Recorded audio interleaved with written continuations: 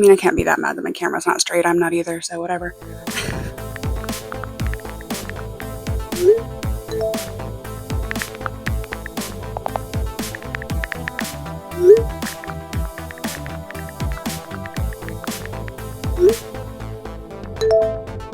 So I have a theory about the Amazing Digital Circus, and I had to make this video before the next episode comes out and probably immediately disproves it, but I wanted to share it. So I made a video about the philosophy of the different Amazing Digital Circus characters. I got to Jackson Ragatha, and in it I accidentally came up with a theory. And I feel like the digital circus is a great place to basically put somebody in an isolated environment and see what happens. It's basically like a psychological experiment.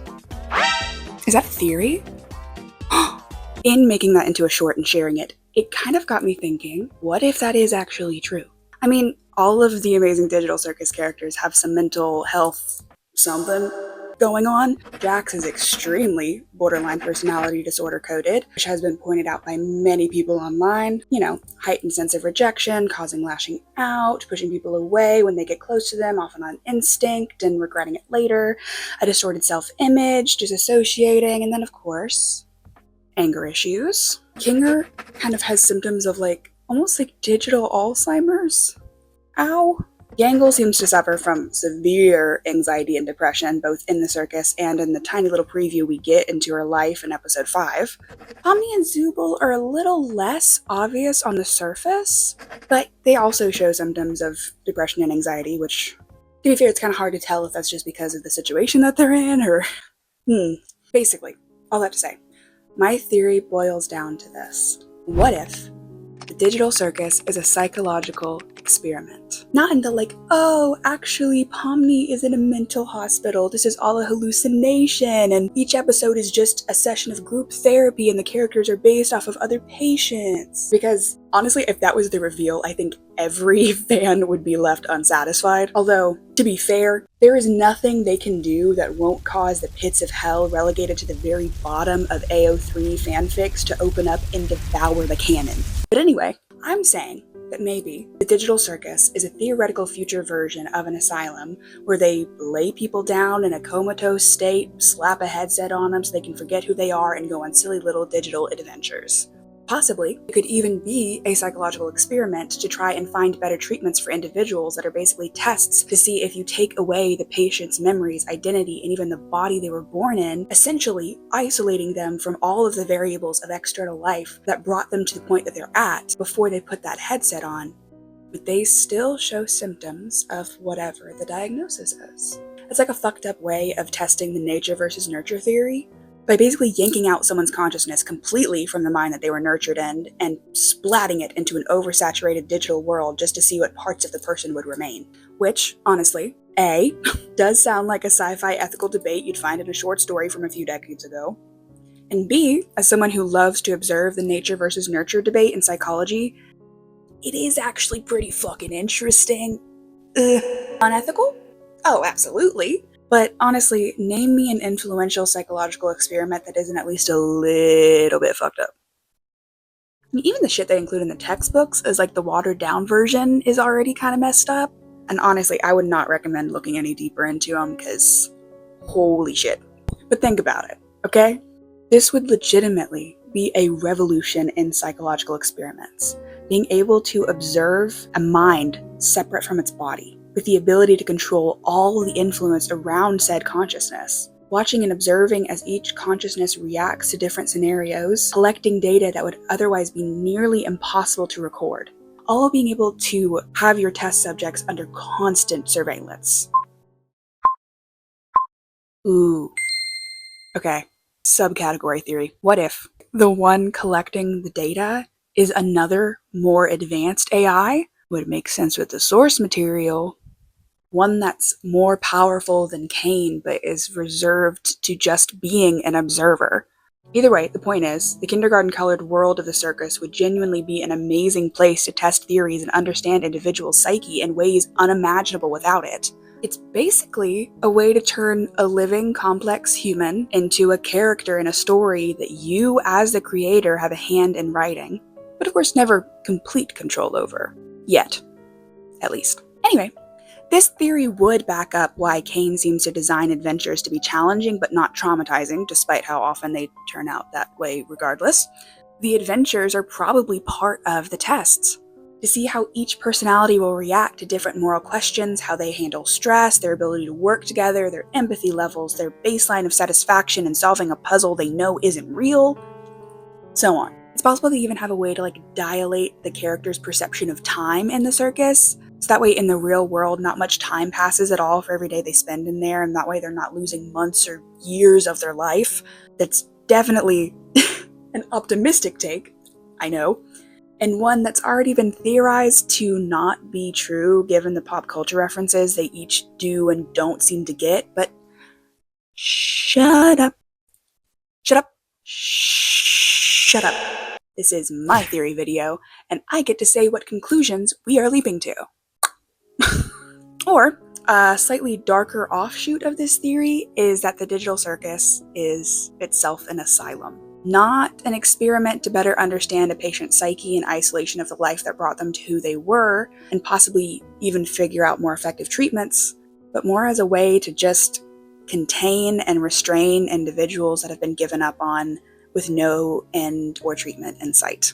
It's basically marketed as a humane way to dismiss the mentally unwell by giving them permanent non-consensual iPad time while their calorie requirements are fed to them through a tube. Very Matrix. And I mean, even with just that description, I could see maybe Ragatha's mother forcing her into that after she's had a mental break. We obviously only know a little bit about her from that one line, but come on.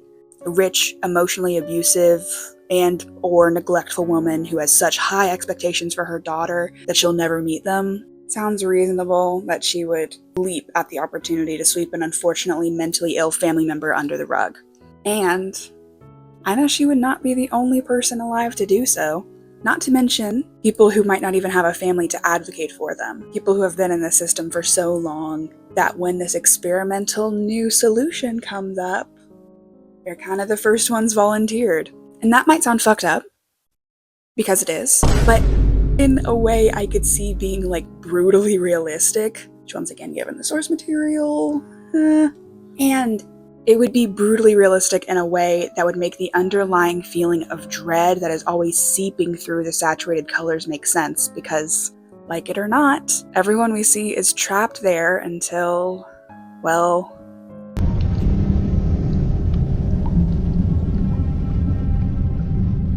okay, well, if we were to take this theory to its natural conclusion, what would abstracting even mean? Well, volleying it back to being more optimistic, it could mean that if it was an experiment, maybe they proved their minds were resilient enough to exist again in the real world. The test was to see if they could differentiate the fake reality in front of them from reality, and that causes them to abstract.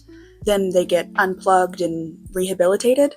That would be more in line, like I said, with it possibly being an experiment for a treatment plan, where there's an actual end result in mind, and they're expected to eventually return to the real world. The medium optimistic take is that maybe this is all in its trial phase, and we're witnessing the first test group of patients, and that means that obviously things can go wrong.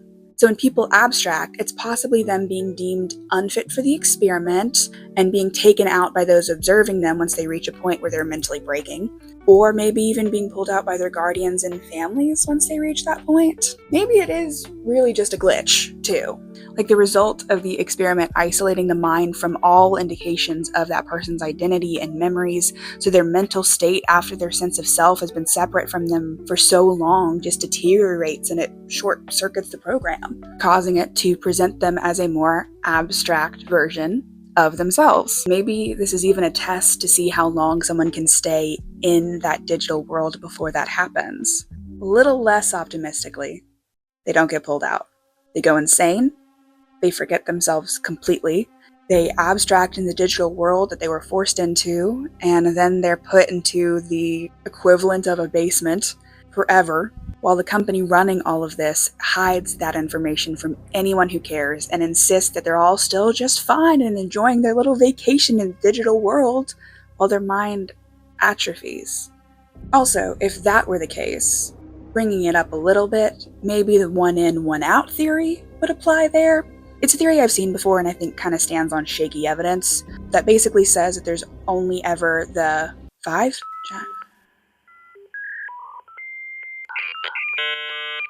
Six. There's only the 6 humans that we ever see, right? Yeah. Yeah, okay. I don't want to admit how many times I had to count that in my head in order to say that. Look, I've gotten numbers wrong before. Forgive me. Anyway, so the theory basically goes that the 6 characters that we see on screen are all the consciousnesses that there are in the digital circus, basically. So what I mean by that is whenever one person abstracts, their consciousness is basically taken out of that abstracted version and just kind of placed into a new avatar, memories wiped, the works. And of course, cycle continues. They're given a randomized name and figure out who they are from there. People especially like this because they like Ribbit, is that their name? The frog person. They like to think that Ribbit and Pomni are similar, but if that theory were true, Kaufmo and Pomni would be the consciousnesses that would be linked, right? Ooh, new theory. Well, no. It's a theory that I don't think works. I just immediately disproved it. This is how my brain works. New theory. Ribbit abstracted and then Ragatha came. And that's why Jax fucking hates Ragatha. Is because she's not the same anymore. Maybe? No. And I immediately disproved it because I'm pretty sure Ragatha knew Frog Person. I'm scared that I'm getting their name wrong. If I'm getting their name wrong, comment and call me an idiot. I don't give a fuck. Y'all are really intense about some things. Do you know that? Y'all are really intense about something. I know that I'm sitting here theorizing about this fandom and that I should probably be a little bit more well-researched, but I'm not going to research every single detail and fact-check every single little thing. I'm here to have fun. And if you were willing to correct me, I'm always going to be grateful for it, as long as you're not a bitch. Alright? Thank you. Anyway, yeah, I don't think that theory would work because Ragatha and Ribbit, whoever, existed, at the same time, so that wouldn't really work. Maybe Gangle? Maybe Gangle. Huh. Fascinating. Anyway, all this to say, this is a theory I don't really believe in, right? Because anytime I try to, figure it out, it just doesn't really make sense. I say that this theory has shaky evidence because we only see one example of someone entering the circus right as someone abstracts, which is, of course, when Pomni enters right as Kaufmo abstracts. And say it with me, kids. Correlation doesn't equal causation, even if they're both clowns.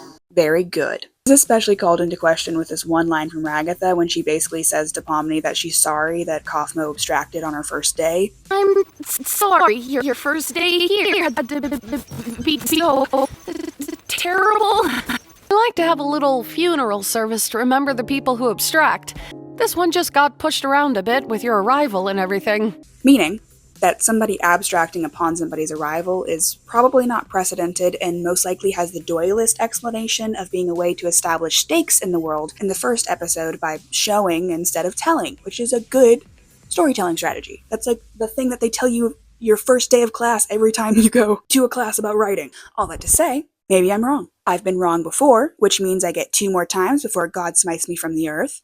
And maybe abstracting is still their brains fighting back against the machine and waking up, so their consciousness disconnects, and then they're thrust back into the digital world in a new body and mind, wiped clean of all their memories, and it just seems unprecedented because slowly their memory of it fades, and by the time it happens again, it feels like it's the first occurrence. This would contradict Kane saying he can't control their minds, but A, it's possible that forces beyond Kane would be enforcing that, like those who are conducting the experiment. B, this statement that Kane makes that he can't control their minds is shown to be untrue in episode 5. Give me a whiskey sour, but hold the egg white, since I'm a vegan. What? I hate this!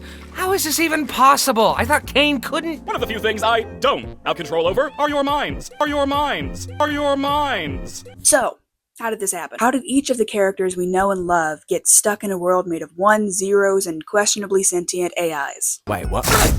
Honestly, this is getting off into the weeds of wild speculation, but if you've come this far, you might as well grab a machete and stretch those leg muscles, because it's time to jump to conclusions until this theory seems somewhat coherent. Starting with Pomni, Jax, and Gangle, since they kind of seem to be similar to me in possible origins, which basically means that a story didn't come to mind of why they're there for me.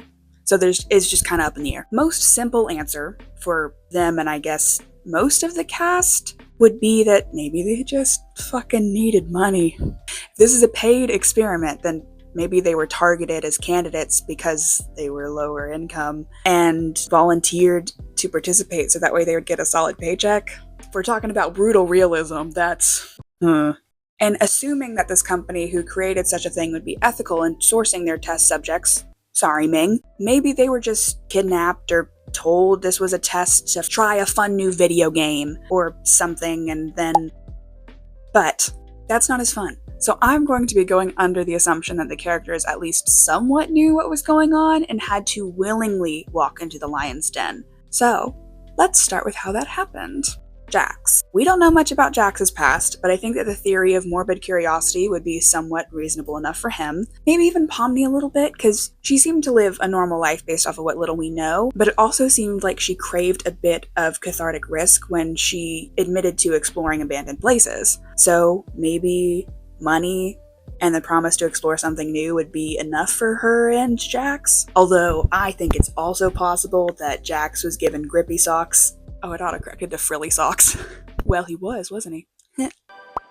What the heck? Grippy socks can be frilly socks if you try hard enough. Huh? I don't like the insinuation there. Anyway, it's possible that Jax was given grippy socks and he then basically volunteered for the program to escape the mental hospital, at least mentally. Given what we've seen of his personality in the circus, I feel like his human counterpart would be off-put by traditional treatments and would hop at the opportunity to try something different and interesting.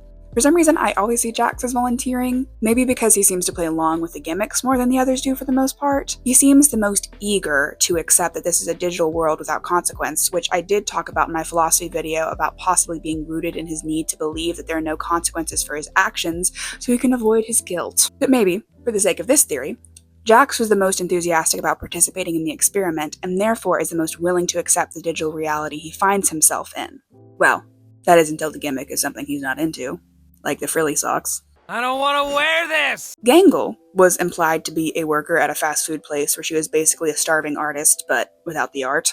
Now, I know what you're thinking. I don't want a career in fast food. I want to be a comic artist and eventually launch my own manga-inspired webcomic. And it's cool to have dreams, but you also need to remember that they're completely unrealistic, and you need to stop trying. So maybe the promise of money could have been enough for her to just willingly give her mind and time to something that would adequately compensate her. Wow. Really wouldn't be hard to probably beat her paycheck. We see a lot of who Gangle was pre-circus when we watch her basically revert back into being a fast food manager who uses their spoonful of power to cope with their shattered dreams, and subsequently we see her have the average response to working a full day of customer service. So maybe, in the real world, she had a mental break similar to the one that we see in the digital circus, which would actually be interesting if she was literally stripped of all of her memories and then they put her back into the environment that pushed her to that limit and she had the same reaction. How fascinating would that be? Sorry. I swear to God, I'm not on the side of the scientists who are experimenting. It's just interesting. And it's a lot more interesting when it's a fictional character. Y'all are lucky these are fictional characters. I've seen some of the shit you draw. So would that prove nature over nurture if that was the case? Maybe. Or maybe it just proves that working in food service is one of the most taxing things that you can mentally do, and no matter the context of it, it's just going to be soul-sucking. Not talking from experience or anything. I work in clothes now, it's so much more fun. Anyway, so basically, what I'm saying is, what if that little peek into her that we see in episode 4 whenever they do the fast food stuff actually happened? So like, maybe she literally walked into oncoming traffic or just had another sort of act of self-harm that caused her to be injured enough that she was forcefully institutionalized. And then that's where the program was introduced to her as a possible treatment, which is then fucked up if that's the case, and then they just put her right back into it. That's fucked up. That would be interesting though. Okay, now I'm going off on a tangent. I'll come back to it in Zoobles, so put a pin in this. But what if they did that, and then they did that on purpose, where they made her a character who wears a mask? Because one of the things that caused her to have a mental break was her being forced to mask her intense emotions in her job and life. How fucked is that? There's the maybe like optimistic interpretation that they're trying to show her that even whenever the mask does break, she exists still, and like trying to get her to embrace the sadness behind it. But maybe it is just like a fucked up torture tactic. It feels more like that. And that would make sense with the source material. Oh, those assholes.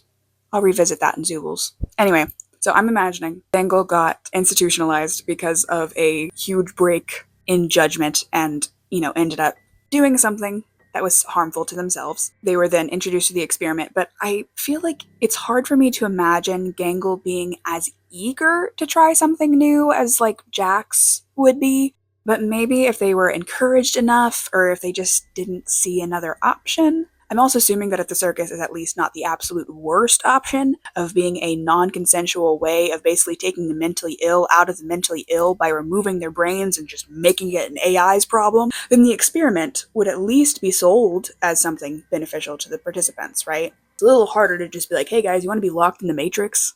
Like, that's a harder sell. I'm sorry. So maybe all it took was a good sales pitch to convince her, and then off to the digital world she went. Do it. I don't think we... Aren't you supposed to be submissive and agreeable? Move it!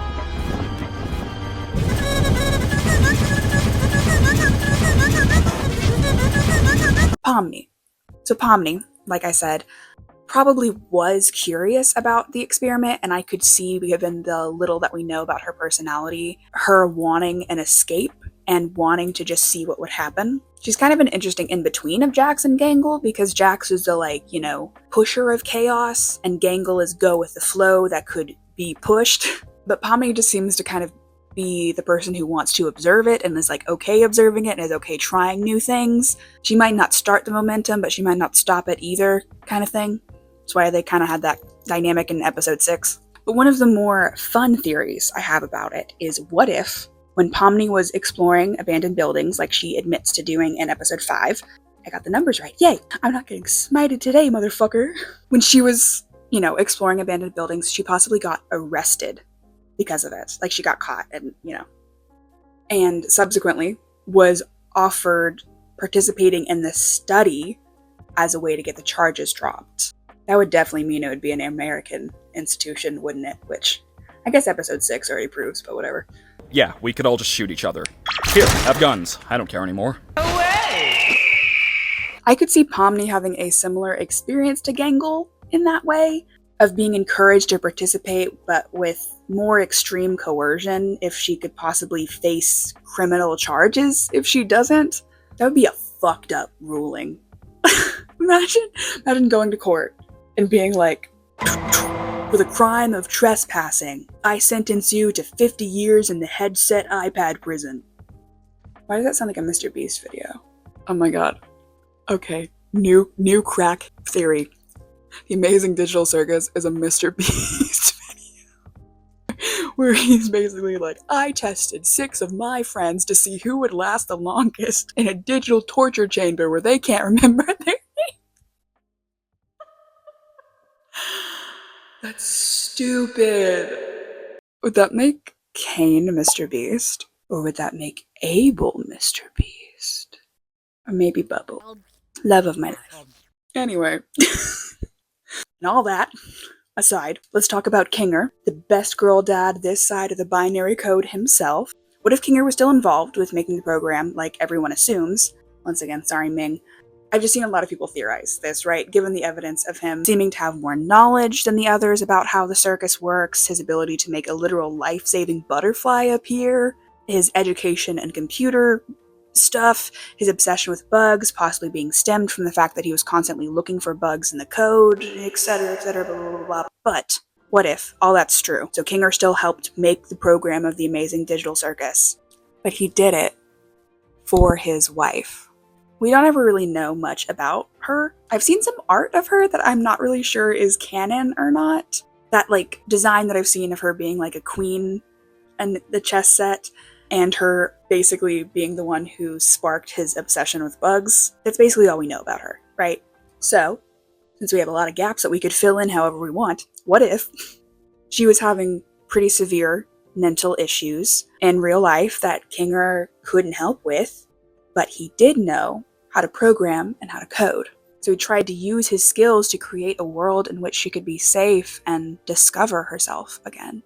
Possibly, he was even recruited by the company that made it, and they pitched him the optimistic version of it all and promised his wife would be on the top of the list to receive that treatment. But once he was done with it and he presented the idea to her, maybe she was too scared to go in alone. And so, being the amazing husband that he is, he went in with her, hoping to see her regain herself again.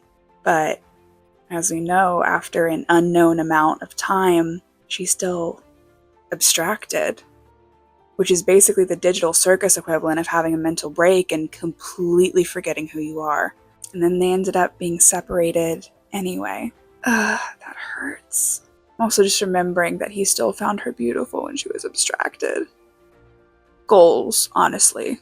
That's the new thing to ask. Instead of being like, would you love me if I was a worm? Would you love me if I was abstracted? Would you love me if I was an eldritch abomination? Huh? Would you love me if I had as many eyes as a biblically accurate angel?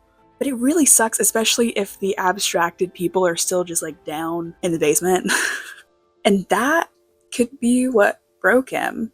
He's stuck in this simulation and he can't quite remember, but he thinks he had a part in creating it, and that he probably devoted a large part of his life to it so that his wife would have a safe place to get better, only for it to become a saturated glue trap they're both now stuck in, and has trapped others with them too. And in the end, the thing he created to help the love of his life get better ended up separating them, possibly for a digital eternity. No wonder that broke his brain a bit.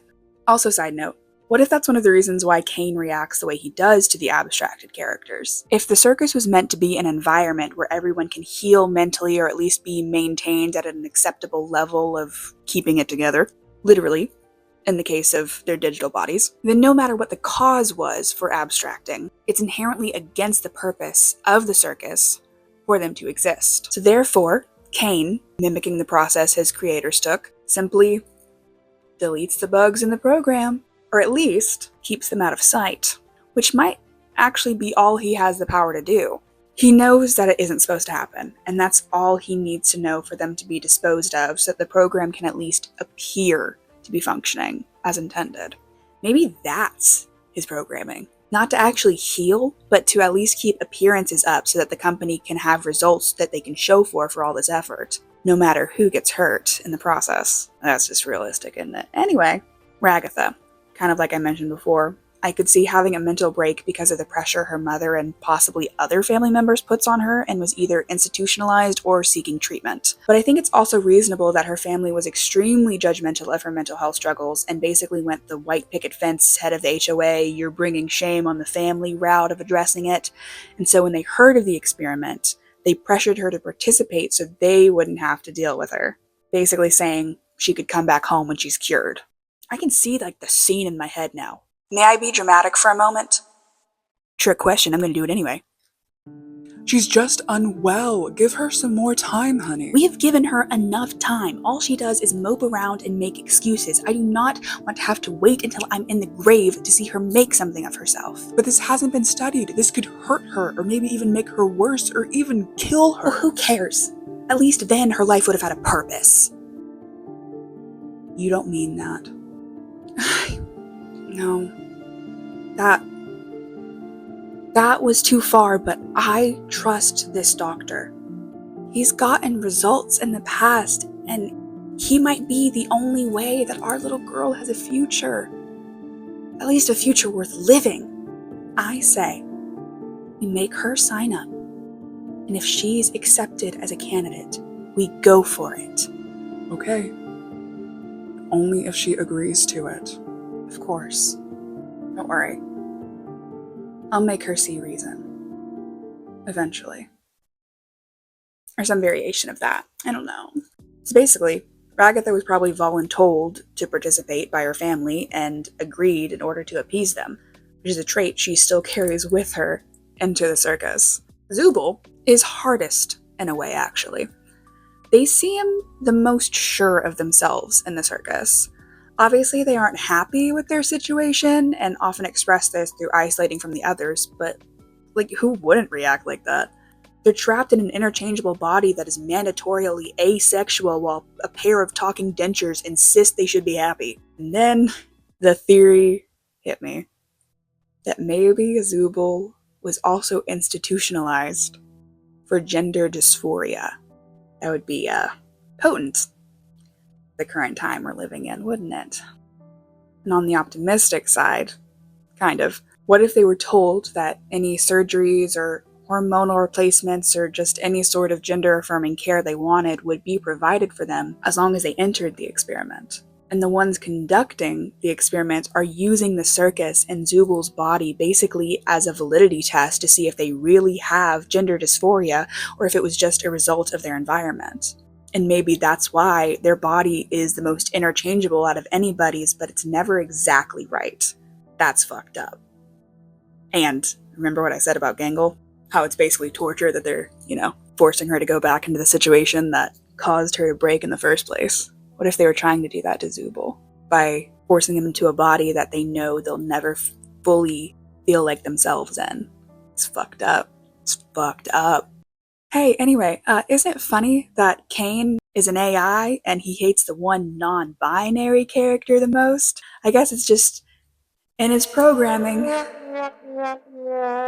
Anyway, so basically, my theory that I completely expect to be disproven as soon as the next episode comes out is that the digital circus is basically a psychological experiment made to separate patients from their identities, bodies, and memories in order to observe what parts of them are left. On a side note, have you thought about that? If you were dropped into the circus without your name, memories, body, anything that you currently use as reference points of who you are, who would you be? Would you be given a new name and face and remain the same? Or would there be parts of you that fundamentally change?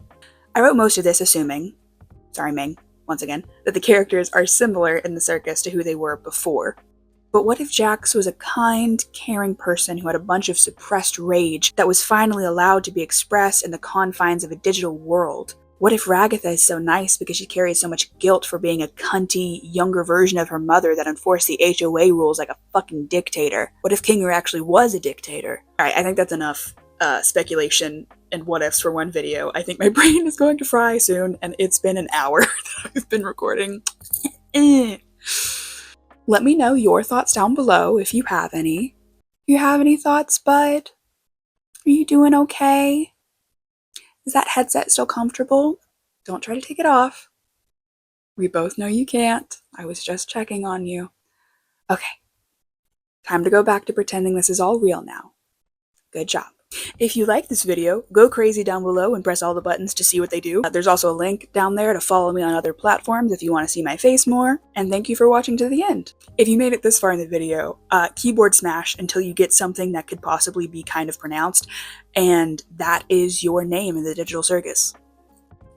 I'd love to see what y'all come up with. Let's see if it can be as fun one-handed. Yeah, I can't pronounce that. Once again, girly pop, more vowels. Boy? B-I-U-Y? It's boy for real. Hold on, one more time. Damn, I'm bad at this. Clut?